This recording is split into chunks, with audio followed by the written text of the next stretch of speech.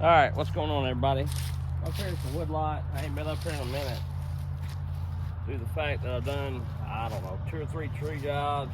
I didn't really do much recording. I put out a couple of shorts of them. One I didn't even record any on. But I've got a few saws in. I've sold quite a few saws. And one guy bought like 6 saws from me in a lot. He owned a tree company. Owns a tree company in Louisville, Kentucky, and he bought, I think, 4 or 5 saws from me. But I've got some Stihls in. You know, I made a video a couple videos ago saying I was making a change. I'm still going to keep some of my Huskies, like that Aaron ported for me, Cajun ported for me. John Bob done my 550, and things like that. But I'm primarily going to start running Stihls. I just feel like they're a little tougher. I like the way they cut better. In a sense, I feel like they got a little more low end grunt, and that's the type of saw I like. And that's just it. So anyway, got a Briscoe built 462. I got everything wrenches 572 out today. We got the 309 500i, and I've got Ripsaw 661. So a lot of these saws are new. The Ripsaw don't even have, I think, but 1 tank on it. Not even a tank.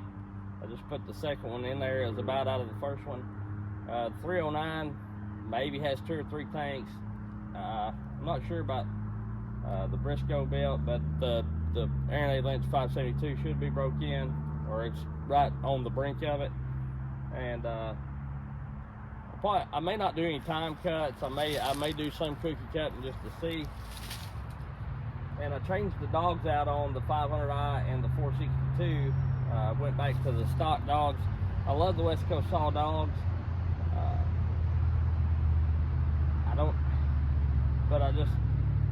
The way I've got my chain set up now, I feel like they're a bit grabby when you dog in on. The 462 will pull it no problem, but the way I lean on it, sometimes I think it'll be a little smoother with a regular sized dog on it. The 309 machine, I've not done a lot of videos about it. I'm trying to break it in before I do many videos on it. And one reason I changed the dogs out on it, if you look at my last short I put out, when I go to lay on the dogs, not even torquing on it, it binds up real. It was binding up pretty easy, and I don't know if that's the way he built it, because it's got hell yeah chain speed. It's definitely faster than stock, but I'm not for sure if it's as torquey as my other 500i builds were. But of course, it's only got 2 tanks on it. My other saws had, you know, quite a bit of runtime on, so it's hard for me to remember, and I don't have those saws any longer, so I can't compare it. So I'm just gonna have to run it. I do have another 500i in the works, being shipped to me. It's more along the lines of I don't know how 309 builds them as far as the numbers, whatever, but the other 500i I'm getting is along the numbers I know that Aaron does to his new build. They're relatively close from what I could tell in the videos from the other guy and Aaron talking about the numbers they put in it. So when I get it broke in, we may do some comparisons. Not saying 309 is a bad saw. I just don't know exactly. I'm not sure what it likes yet, I guess, is what I'm getting at. You know, I don't know if it's more of a chain speed saw, or if it's torquey like my other ones. My other ones may not have been so much as fast as him on the chain speed, but right now the best I can remember, they feel a little more torquey from the videos I've watched of myself, and just, you know, me remembering the 3-point dogs on the other ones. You know, I had the West Coast Saw dogs on the other ones, and very seldom did they ever want to bind up or quit cutting when I went to dog in, and I could even apply a little pressure, and then you know, and I run the chain the same way. I always set my chain with the Husqvarna depth gauge on the hardwood setting and go from there. Moving forward, I've got a couple new Husqvarna depth gauges coming, and I may glue a 5,000 or 10,000 piece of metal under it to set that raker gauge up a little higher, to get the rakers up a little higher for felling. Bucking firewood, it's fine, it's no problem. But sometimes, depending on the cut scenario, sometimes the raker set on the hardwood setting's fine, but sometimes, depending on the cut, how you're cutting, even on the hardwood setting, and some of these really hardwoods like the beech, the dry red oak, the dry hickory, it's still a bit too aggressive. But anyway, we're gonna run some saws. I'm gonna test, you know, just run them, get some of this firewood chunked down to where I can handle it, and basically just run some saws. I haven't run saws in a while. I've been busy doing other things at the house, and things here or there at work. You know, I cleaned my shop up. So anyway, here we go. Let's see. We'll run the 661 first and see how it goes.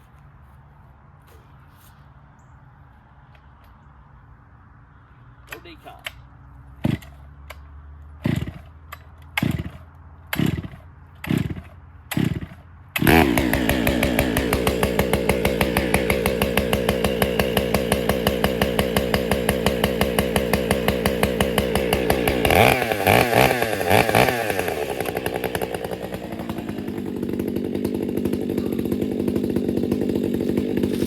That's a 32-inch bar with the Stihl RS chain on it, factory chain.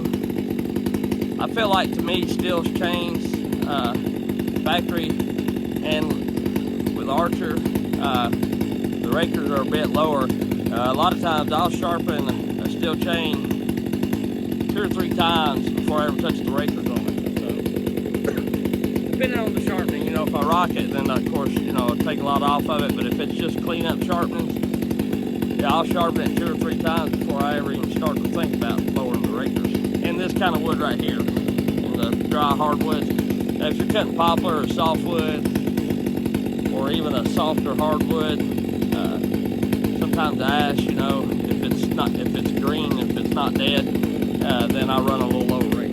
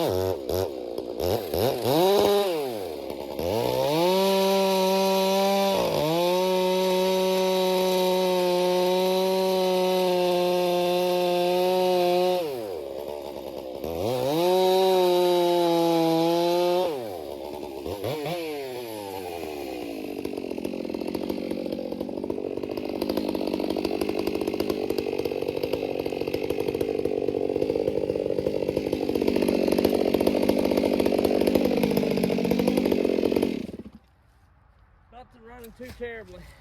I'm gonna stop this video here. You can see how it runs. So anyway,